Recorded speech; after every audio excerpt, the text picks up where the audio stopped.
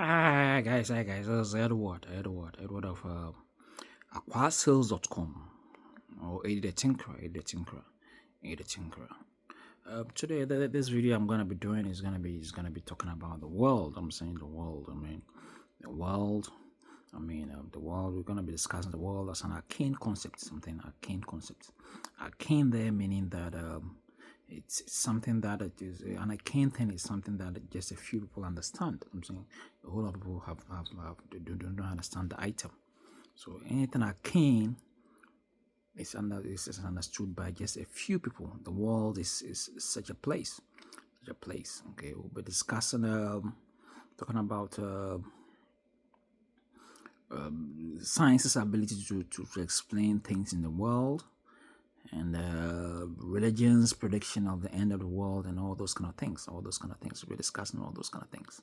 Okay, so all those kind of things. Now, most religions, most leaders, cult leaders, have predicted the end of the world in the past. They've predicted that this day and this day, the world is coming to an end. I'm saying the world is coming to an end. Okay, and although those days have come and gone, and the world is still standing. We have a few cult leaders who try to enforce the end of the world. Like they try to bring the world to an end by themselves. I'm saying one such cult leader was in Japan. I'm saying he predicted that the world was going to come to an end at a point in time, and it's never happened. And he ended up releasing poisonous gases at the Japanese subway station. The police picked him up, and he's in prison as I'm speaking right now. I'm speaking right now. Okay, you go to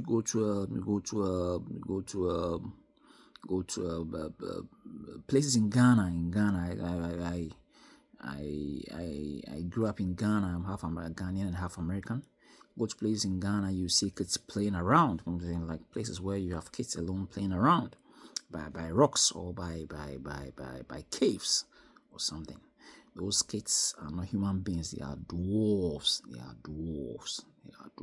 I'm saying they are dwarves. They come in the form of human beings, but spiritually they are dwarves. What the Buddhists and the few religions call on. Okay, they are demonic entities. That's what they are. You go to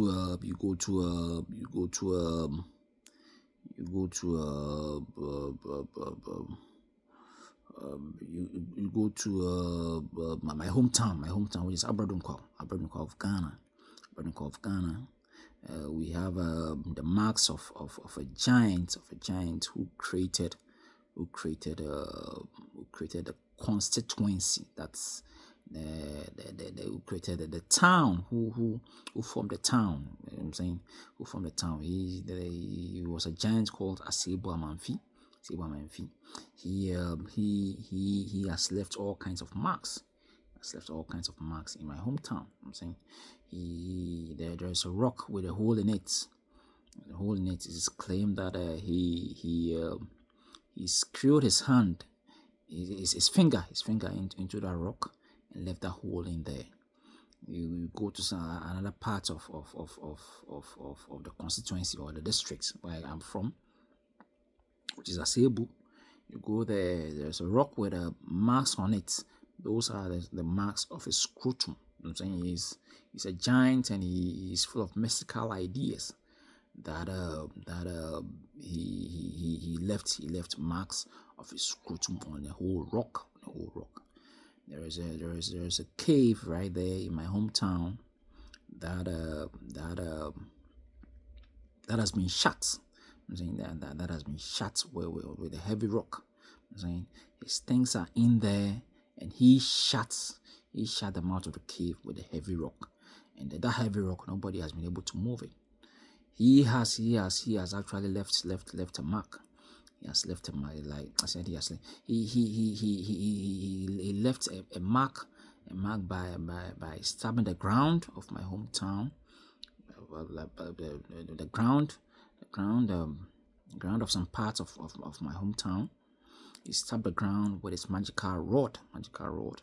You go there, you shake the rod, it shakes, it never comes out. They've brought machines and all kinds of things to try and extract the magical rod, and those machines are unable. They are unable to remove that magical rod. So that magical rod has some mystical things associated with it. This guy I'm talking about, his name is Asebo Amenfi.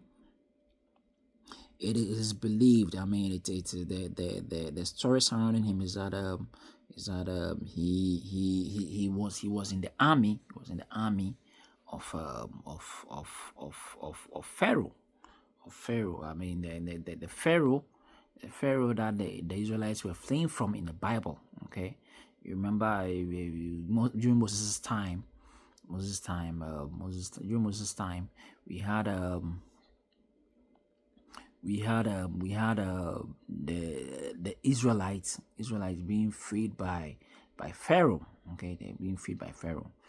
They were leaving when Pharaoh changed his mind and asked the armies of Egypt to go after the Israelites and bring them back and conquer them and bring them back. Okay, and bring them back. Now, God parted the sea into two, and the Israelites walked through the sea. The armies of Pharaoh pursued. Moses outstretched his rod onto the sea, and the sea covered up the armies of Pharaoh. And it is believed that all of them died. According to the legends in my hometown, some of them escaped, and one of them is Asebo Amenfi. He was a giant.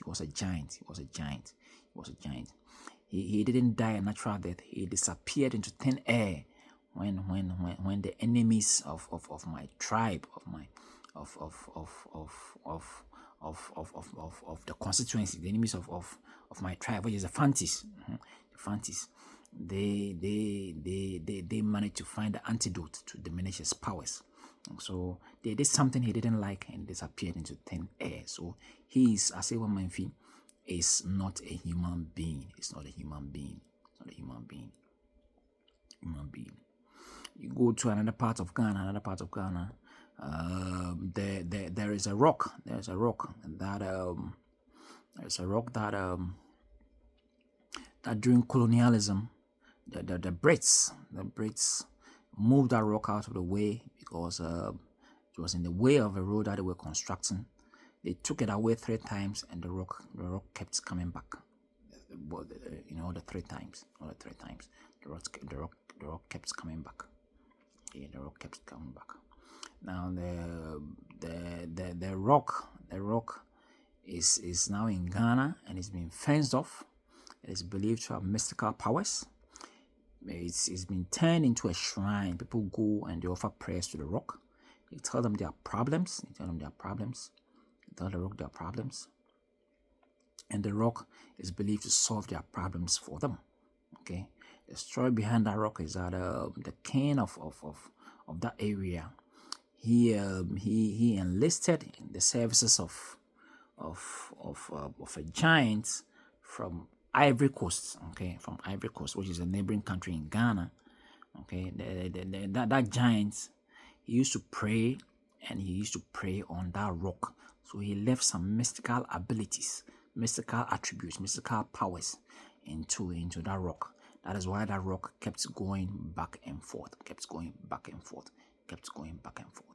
Okay. Personally,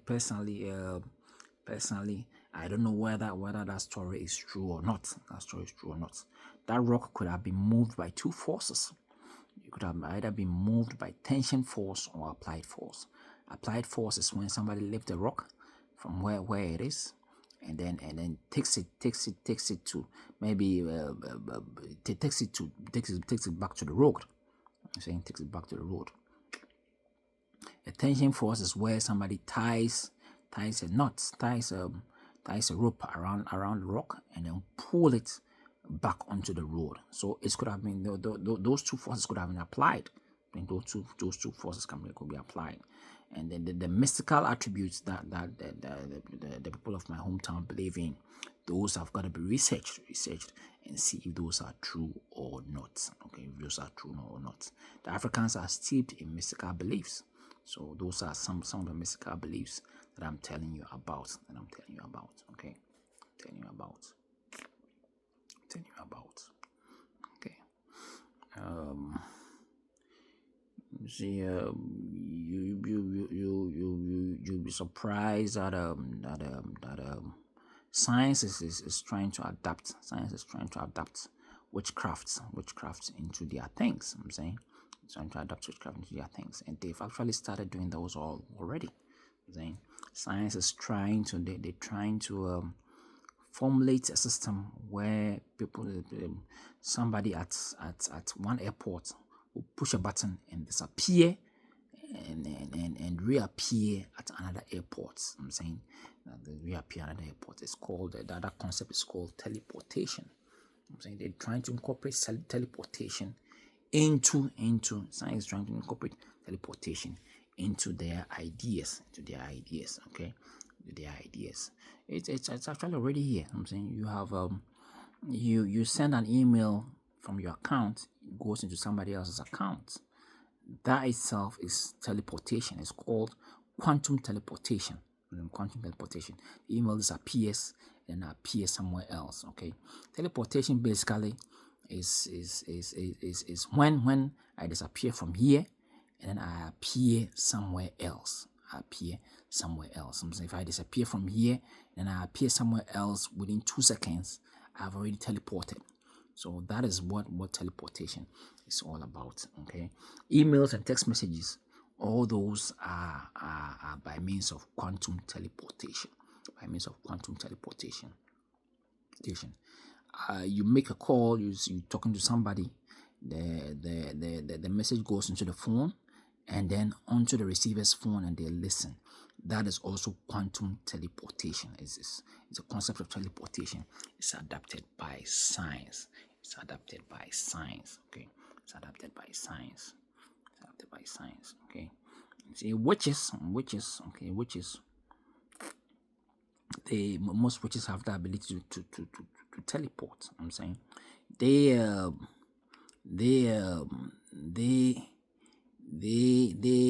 use teleport. Some of them use teleportation to steal, whilst others too they just use they have the ability to wipe their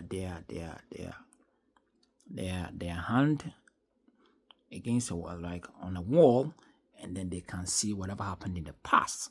So if you hid money somewhere in your room in the past, and they are passing by and they wipe their hand on the wall,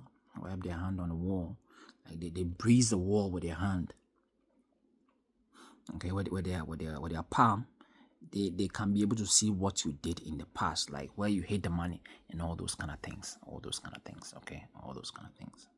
Okay, you go to a place in France. There is a line of rocks there.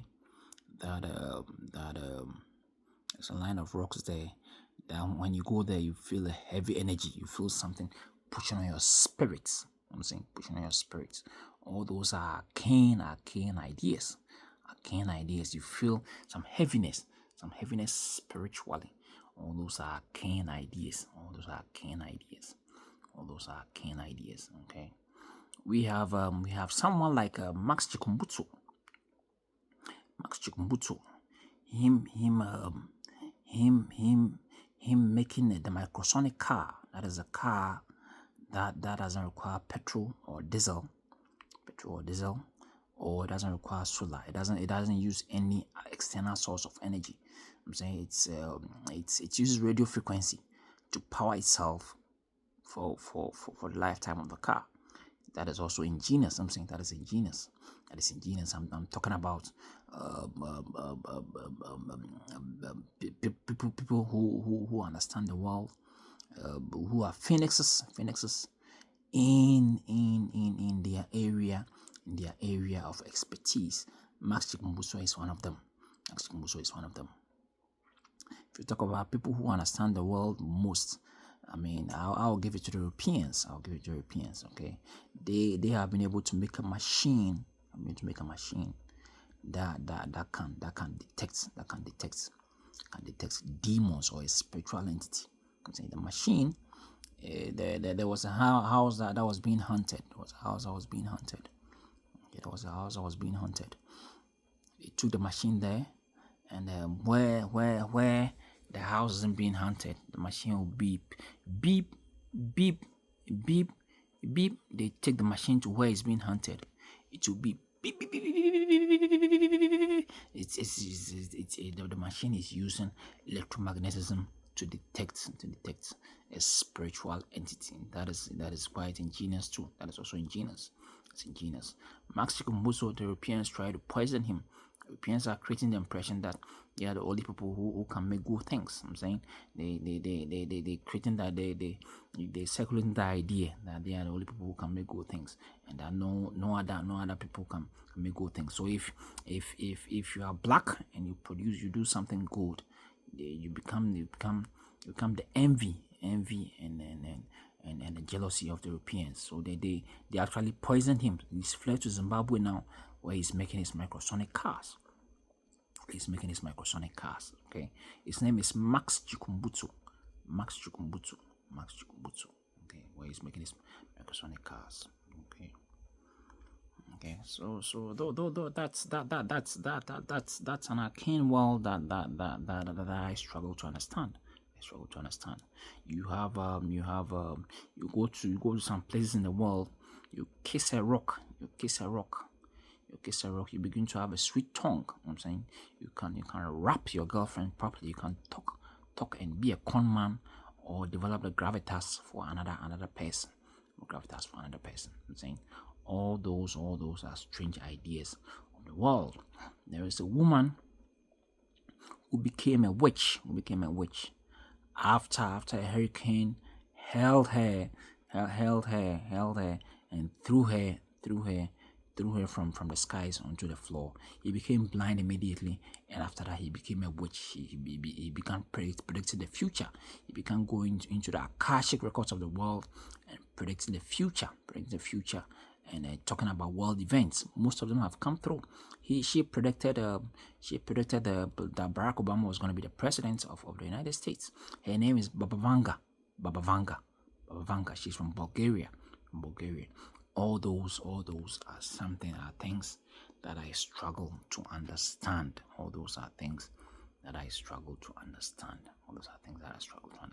Okay, so it's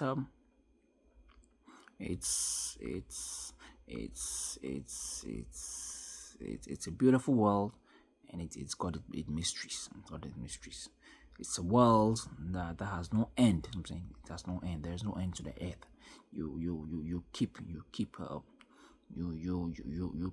going, traveling, keep going without finding the end of the world. The end of the world does not exist. Nobody has been able to discover the end of the world. The world doesn't end. I'm saying we have infinite amount of land on earth, and infinite amount of space on earth, okay, in the skies. And then we have the ocean also goes very deep. I'm saying, so if we keep breeding and the population becomes 1 trillion, we'll keep finding land for the people that we keep breeding. That is, if we drain all the water from the sea, okay. So that's